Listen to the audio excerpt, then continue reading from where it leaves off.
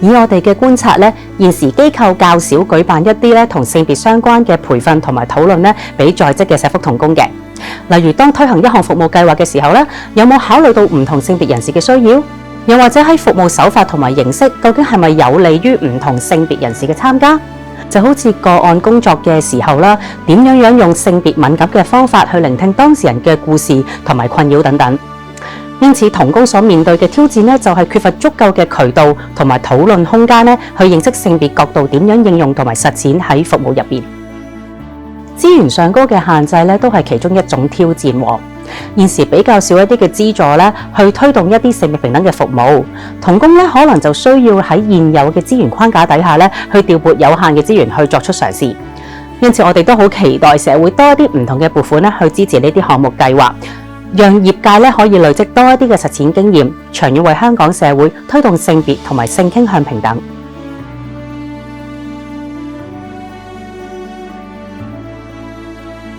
好多社工欠缺性別角度咧，好大程度上係因為佢哋本身咧都欠缺清晰嘅性別分析框架。呢個主要咧就係歸因於社工嘅訓練啦。好多同社會工作相關嘅理論咧，都係缺乏性別角度啦，對性別嘅經驗差異咧唔夠敏銳，咁導致佢哋咧就缺乏具性別觀點嘅批判能力。當然啦，好多社會大眾，包括大多數社工咧，好多時候都抱持住一種所謂叫做性別中立嘅觀點。呢個觀點咧係會蒙蔽咗佢哋咧，令佢哋睇唔到咧性別因素所造成嘅差異經驗同埋社會地位。講到乜嘢叫性別角度咧？性別角度就好似我哋戴上一副具有性別視野嘅眼鏡。咁如果當你戴咗呢一副眼鏡咧，咁我哋就能夠睇得見咧性別點樣影響緊一個人嘅人生機會啦、選擇、社會角色，同埋影響緊咧佢點樣同其他人去互動。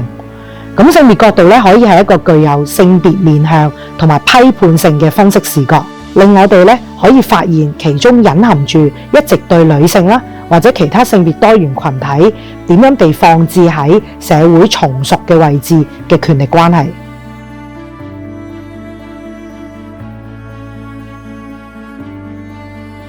呢本書希望帶俾讀者嘅思考有3點啦。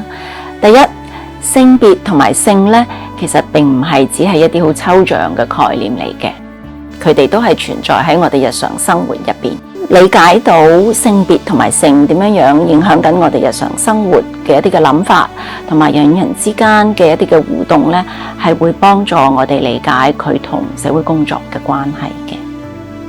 第二咧，就係關於社會公義。社會公義係社會工作入邊一個好重要嘅價值觀啦。但係好多時我哋會因為一啲因循嘅做法，或者我哋自己未必能夠咁容易提升到敏感度，而忽視咗性別同埋性其實係多元嘅。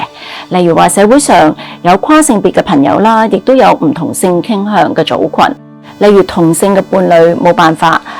得到家庭服務嘅支援，同埋冇婚姻嘅權利啦，呢啲咧都係制度上面嘅機會唔平等，亦都係造成咗社會不公義嘅其中一啲嘅原因。第三，